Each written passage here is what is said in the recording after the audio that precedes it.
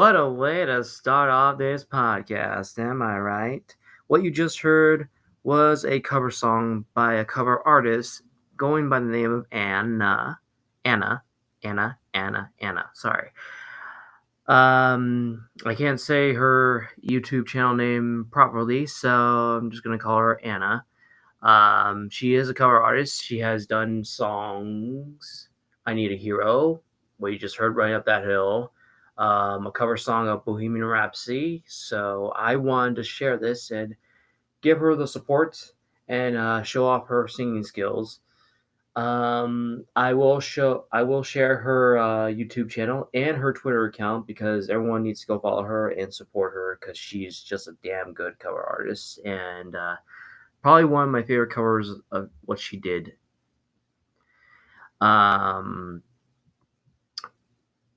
Very interesting because I'm probably going to use that song as a lip sync video. Wanted to do another lip sync video pretty soon, and I think I just found my next one. So she is definitely an inspiration, and yeah. So everyone, please go subscribe to her YouTube channel. Go follow her on Twitter. She is a wonderful person and has a very beautiful voice. So everyone should go do that because why not? Can't wait to see what she's gonna do next. But anyways, hello my darlings, and welcome to a brand new episode of Girls Gone Mild. Today I am gonna be talking about probably a free drama show. No drama, especially. I'll be talking about by my experience when I did Les Miserables back in 2015. We'll also be promoting Forbidden Youngstown, which we're gonna do in a few seconds, and I'm also going to be promoting one of my good friends and adult star legend, Dani Jensen. Yes, I know Dani Jensen. What a beautiful woman. So why don't we promote Forbidden Youngstown for the moment? As you know, in 2 days, I'm going to be in another show with an amazing cast and going to be singing parodies from musicals. Parody songs of musicals. That's going to be fun. I can't wait for people to see this. Rehearsals have been going great. I'm having so much fun singing ripped off versions of musical numbers. I can't wait for everybody to see this show. I'm just excited about it, and it's going to be amazing. And I hope all of you guys could come out and see it because everyone, including me in the cast, has worked very, very hard on this. And we only had like a 2-week rehearsal. Imagine that. But I'm used to it since I am a former actor myself. I'm very used to a short rehearsal schedule. It is what it is, but I'm excited for everyone to see it. I think my two favorite things that I'm doing through this parody musical is singing the parody version of One Day More from Les Miserables. I was assigned to sing Entourage's part, which is basically the leader of the revolution in the musical. That's a part I always wanted to play when I was an actor. Fortunately, I'll never get to do that. I just find it a coincidence that I get to sing that part, but in a parody way. So that's definitely gonna show off my tenor voice. And the other one is the parody version of Will I from the musical Rent. I get to start it off, and I'm so happy showing off my tenor voice again, and it's gonna be amazing. I love the other songs that other people get assigned to. It's just a lot of funny parody songs, and I am so glad to be a part of it. I'm happy to be a part of this. I'm happy to be performing with the Rust Belt Theater Company again and performing with some great people again. Obviously, this time with Diane Marie. But you know what? It's my drag, it's my career, and it's really taking off. And I'm glad I get to do some acting along the way with it. Um, it's a great show. I think everyone's gonna have a good time, have a laugh with it. Um, so it's gonna be a great time. You can make your tickets. I mean, you can make your reservations for the tickets. The number is in the picture, but I will also will say number 330-507-2358. I will repeat the number again, 330-507-2358.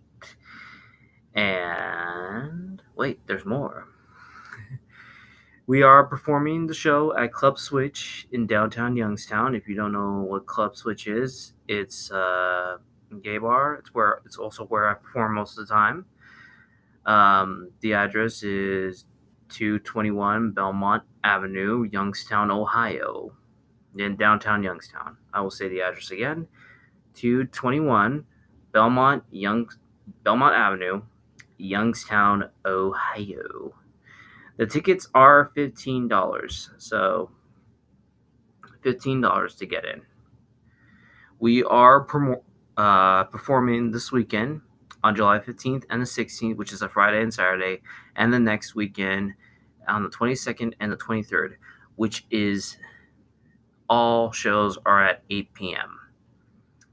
So I'll probably say get there at 7:30 when the doors open, and it should be a great time. Like I said, you can make your reservations. That's why you can call ahead, save your tickets, purchase them when you get in, and enjoy the show. I hope a lot of people will come see this because we did work so hard for it. But I am happy. I'm happy whether we perform 100 or just 10 people, because I have performed in front of 2 people before. It doesn't matter. As long as we can bring entertainment to you guys, that's all that matters to me. So, yeah, onward. So, for those of you who don't know, I am actually good friends with the legendary adult star, Dani Jensen. I have followed her career ever since she started, and it's an interesting career that she has had. I think she's a very beautiful woman, and she deserves all the recognition she gets. Now, I understand some people in this world don't feel like adult stars or sex workers deserve recognition because they shouldn't be doing this kind of stuff. But you know what? If they're good at something, then might as well go with it. But yes, I know her pretty well, and her and I have became really good friends. And I promised her that I would promote her on my podcast this week. So I wanted to give back to her for what she has given me, and that is just showing me the kindness from her heart and not treating me just like any other guy or queen. I always look at it this way: give kindness to the person that you're trying to become friends with, and they'll do the same thing for you. If they don't do that, no point of trying to be friends with them anymore. I've learned that lesson many times in the past, and I'm finally mature enough to understand not everyone's going to be your friend, and not everyone's going to like what you're doing for a living. You only need a small group of friends in the end, and I'm okay with that. So, yes, Dani Jensen is actually a really nice person. Just getting to know her a little bit more. And, she does work hard for what she does. So I wanted to promote her. I wanted to promote her TikTok. I wanted to promote her OnlyFans. She's not really active on TikTok, but not on TikTok. What am I saying? Twitter. She doesn't have a TikTok. She's not really active that much on Twitter, but she's mostly active on her OnlyFans. So you want to follow her on Twitter? Is X Dani X Jensen X. And then on her OnlyFans, where she is mostly active, the only way to subscribe to her stuff, it's basically $5 a month to subscribe to her and see all the stuff that she does. That is Dani Jensen, just pretty much Dani Jensen. But yeah, you go and subscribe to her. Please treat her with respect, as you should treat everybody, including sex workers, with respect. Because if they're here to make your dreams come true, then show them the respect that you always do. Because if you were in their shoes and people were treating you like that, then you would demand respect as well. But hey, it is what it is. I respect her. I respect all sex workers. I respect everybody, whatever they do, except for Scientology. There's a lot of other things I don't like that's going on in this country, but that's a different topic for another time. But anyways, please go subscribe to her on her Twitter. Go subscribe to her on her OnlyFans. She is an amazing person. I'm lucky to have her as a friend. But yeah, and see what she can do for all you naughty boys and girls. I'm going to hell. Okay. Before I talk about Les Miserables, I wanted to say something. When I first started this podcast, the reason why I started this podcast was two inspirations, because my dad was a former disc jockey back in college, and I believe that's what he wanted to do for a living, but he never got a chance to pursue it. And also because my good friend Selena Phillips from Pittsburgh, Ohio, after her whole sexual scandals happened and she sent out a list of all the sexual predators that was going on in Youngstown, Ohio, I finally wanted to express my feelings and finally do a podcast. So those two people were the inspiration. However, I feel like I keep missing the mark, meaning like I feel like when you do a podcast, it should be mainly about certain topics, not about every single topic that's going on around the world and everything. So, with that being said, from here on in, I'm no longer going to be talking about wrestling since I'm not watching it anymore, pretty much. I won't be talking about Hollywood or actors because I feel like it just keeps getting worse. You know, like with the Will Smith situation and then the whole Amber Heard and Johnny Depp trial, her wanting to have another trial because Johnny Depp won. The whole government stuff because it overturned decisions, women are losing their rights and everything. I will only use those kind of things that's going on around the world as examples, because I would like for this podcast to be talking mostly about my theater experience, my acting experience through in the past, maybe some life problems that goes on with people I know or what I've been going through. I would use those examples like the Will Smith or the Amber Heard, Johnny Depp, or stuff like that's going around the world in the as examples in what I would talk about from this podcast from now on. I'm gonna try to keep this a main topic throughout the episodes I do on these podcasts. Maybe once in a while I'll give a review like I did with The Quarry last week.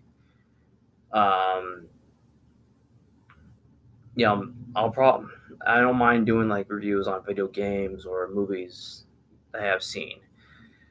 Um, but maybe that'll probably be like a once in a while thing. But yeah, so I'm gonna try to keep this like a one topic thing or two topic things, because I know some people. I have been told that some people don't like the fact that I keep switching over back and forth. Like, oh, you talk about wrestling, then you talk about this, then you talk about that, and it's like, yeah, I get it. The reason that I have been doing that is because sometimes I don't know. Sometimes what can I talk about on this podcast? I mean, it was a struggle for the first couple episodes when I started doing this, um, but I made it through. But it was also pissing off a lot of people that I was expressing way too much. That less is more and everything. And I'm trying my best. And at first, I was trying my best not to piss off anybody. This was basically some people got what I was trying to do. Is that this is how I feel. It's not about how other people feel. It's about how I feel. With my whole acting experience, I knew my acting career was over. And the last show I did, it was not fun for me anymore. And that had nothing to do with the cast that was a part of it.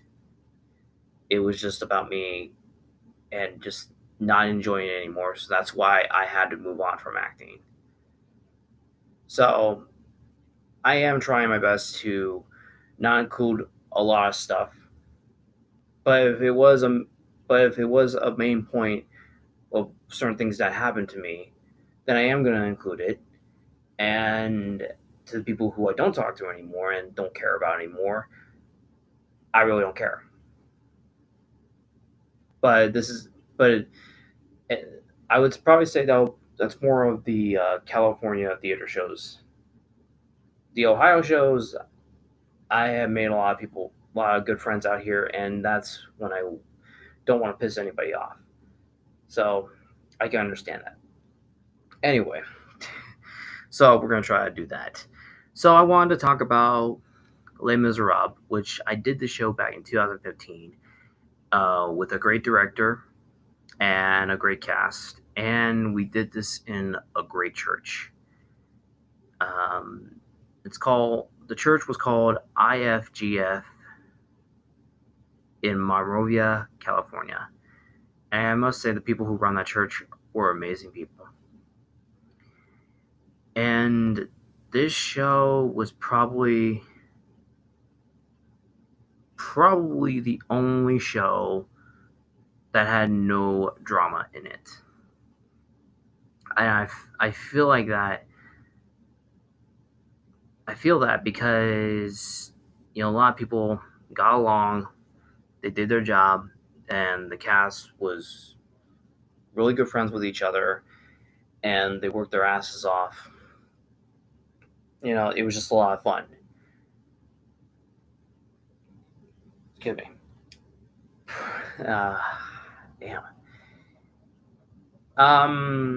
Of course, I wanted to be one of the lead roles, but of course, they put me in the ensemble, which is not a big deal. Because I felt like the characters I played in that show really showed off my voice and really showed off my acting skills top notch. Um, I got to work with some great people. I got to work with my best friend from California, which is Ryan Joshua Lyle. Got to work with another friend of mine, Justin Seneff. Um, just a lot of great people. And that's where I met a lot of great people who I don't talk to anymore. Um, it was just a great experience to be a part of that show. A lot of great moments, a lot of funny moments, a lot of moments that became bloopers, which some of those bloopers ended up being on the DVD that we got. It was just amazing. Um, I remember my good friend Raymond, who played. God, what's his name? I can't remember the character's name, but he played like like the comedic villain. I remember one show we did, and it was a scene where a couple years happened. Cosette is all grown up, and we're on the streets where she's giving her and Javert, no, Valjean, sorry, her and Valjean are giving out food to the poor. Then Javert comes in, and they run. Raymond's character basically comes up, but he's singing, but he's saying the wrong lyrics. And when that happened, I'm on the floor because my character's about to get arrested. I'm literally laughing my ass off, which it's great that I wore a hat because the audience could not see me laugh to death. But Raymond's sang the wrong lyrics. And then when it was time for him to sing again, he sang the right lyrics this time, but did it in a whiny voice, which made me laugh even harder. And I'm like, oh my god, this. See, that's one of the things I wish they had captured it on DVD, because that would have been a great moment to watch over and over again and laugh. It was just so funny. I could not help it. I mean, there's just a lot of funny moments that I will tell you. My God, there was another scene that we did. This was when Entourage and the rebellion students, including me, were in, and as the scene's going on, close to the end, when Entourage is singing about reuniting after they found out that General Mark is dead. Well, towards the end of that verse of the song, he said one line twice. He realized it, but when he said it the second time, his voice rose up, like how he did, like this. On the candle of grease shall the barricade rise. On the two mark, hey, that barricade's gonna rise. That's how he did it, and of course, we all had smiles, and we're trying so hard not to laugh because it's just those things. And it happened during the show too, and it's just one of those things where it's like, oh, this is a good story to tell later in the day or later in a couple of years. It's just one of those things where it's like, this is a great show, and one of the greatest musicals of all time. You would never think that there was a lot of mess ups in this show. Of course, when that scene was over, we all went in the back and go change. We were all dying of laughter because we're like, did that just really happen? There was another funny thing that happened. This was during rehearsal, though. Me and a couple of people who were playing the community villains gang were about to break into Valjean's house, and one by one, we're supposed to run on stage. Well, the guy who's leading the charge, Harvey. God, I haven't not talked to Harvey in a long time. Harvey ran. I don't know what happened, but he was running and I guess lost control and slid off the stage. Slid off the stage into the curtains and fell off the stage. And it was just, well, like if he got hurt, it wouldn't be funny. But the fact of the matter is the way he fell, and we all laughed about it. And he said he was okay. We're just like, what happened? My guess is like he probably was wearing shoes that he wasn't supposed to wear, or someone didn't wipe the floor good enough. But it was just like, wow. Oh wow. It was just amazing because a lot of things happened during the show, but it was a lot of good things, a lot of funny things, a lot of bloopers took place during when I did this show. And to me, I felt like this was, even though we didn't get paid for it, even though this was kind of like, community theater, it felt like a professional show to me because everyone was nice, everyone was professional, there was no drama at all. And I don't know if that's because we were in a church, but then again, when I did Music Man in that same church, there was drama going on. But I felt like everyone in the Les Miserables cast was professional and knew what they were doing and took their job seriously. Now, I could probably say half the cast really wanted to do this as a career.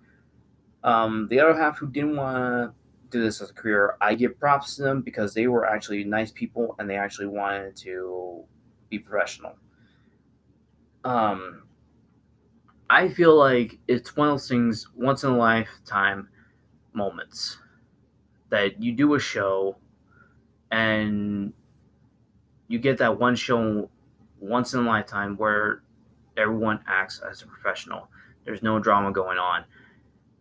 Everyone is very nice and they just want to have a good show. I feel like that's why Les Miserables was a huge success in the church around that time because everyone did their job. Um,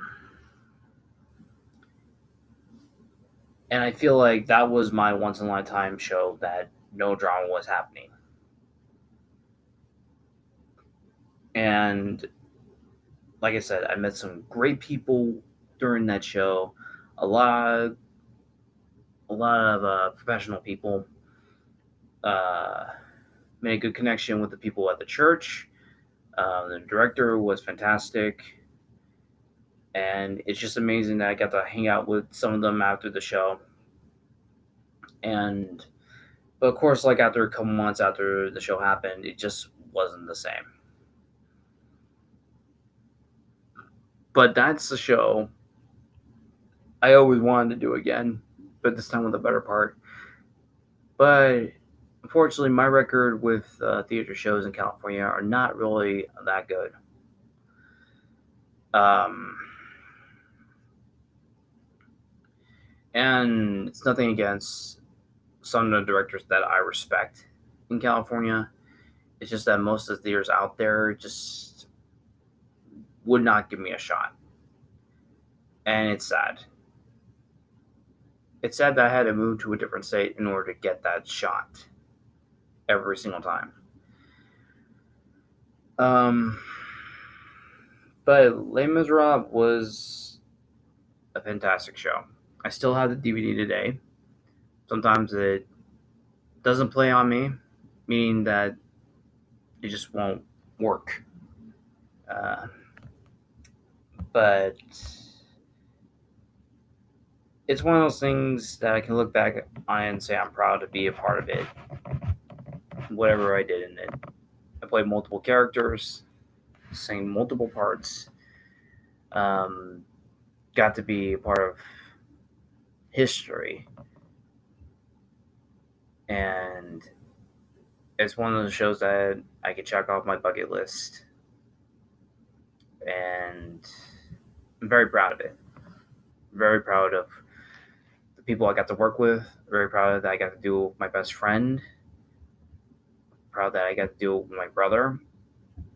Um, it's just one of those shows that I don't regret growing up. So it was an amazing experience. I wish I could experience that again, but I know I'm not going to. Because, like I said, when I did Music Man with them again, a lot of people came back from Les Miserables to do that. But unfortunately, it wasn't the same, and there was just a lot of things going on behind closed doors, which we'll probably talk about that some other time. But yeah, Les Miserables was a great show to do, and yeah, that's pretty much it. I will share one more funny story before we come to a close. Uh, this, oh my god. This is all about my good friend and my brother, Justin Seneff. Oh my god. This is just such a funny story. So, this whole thing happened a couple times. Um, we were in Tech Week for the show, and yeah, Justin has done this a couple times until we finally told the director that she needed to talk to him to stop doing this. So what happened was we were doing the scene where Gavroff, the kid, the little boy, dies. Yeah, obviously it's not the kid's fault. Nothing funny about his character, but it was just what Justin did after the boy dies. Um, well, first of all, when he is about to go over the barricade, there was one time where we're all shouting. When the kid says, "I volunteer," goes over the barricade. We're all trying to stop him. Some of us yell out, "No!" Here's Justin yells out, "Fuck!" But I love him. I love Justin. He is good company.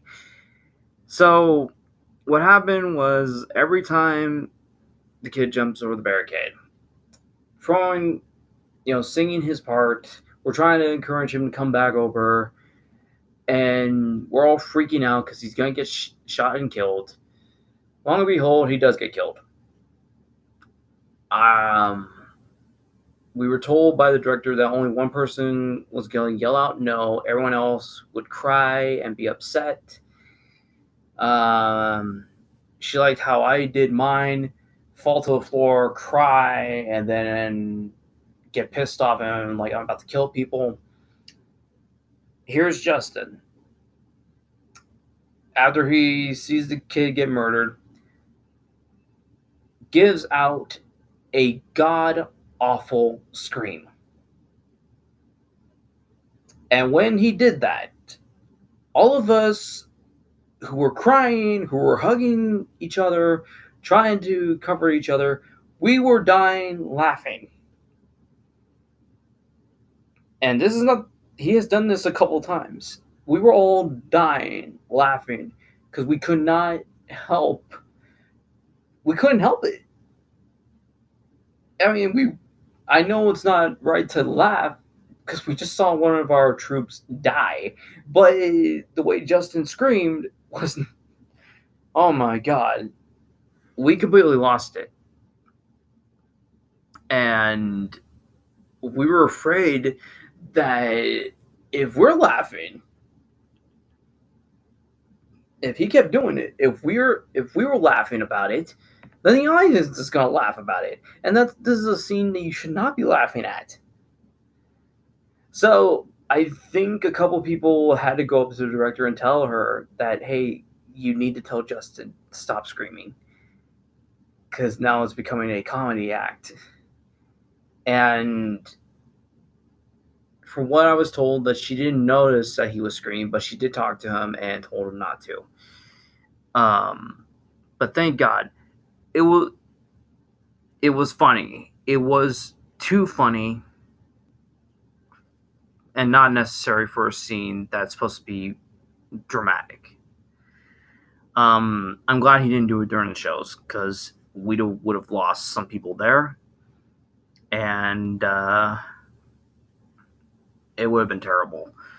But it's just one of those things where I get it what he was trying to do.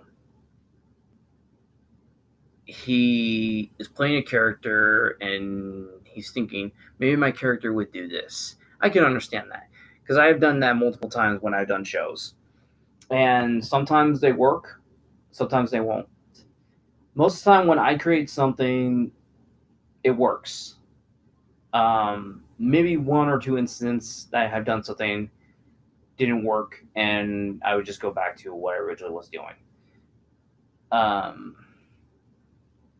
so he kind of does the same thing like I do, but sometimes his choices don't work. But it's okay. It's okay. Nothing wrong with making a choice and realizing it's not going to work.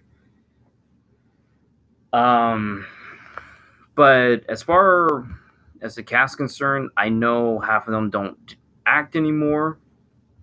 Uh, from what I heard, from what I was told, Justin, I still keep in contact with Justin. He's not really doing acting anymore. Um, he still plays piano at the churches. He's going to Fullerton in California right now. Ryan stopped acting as well too.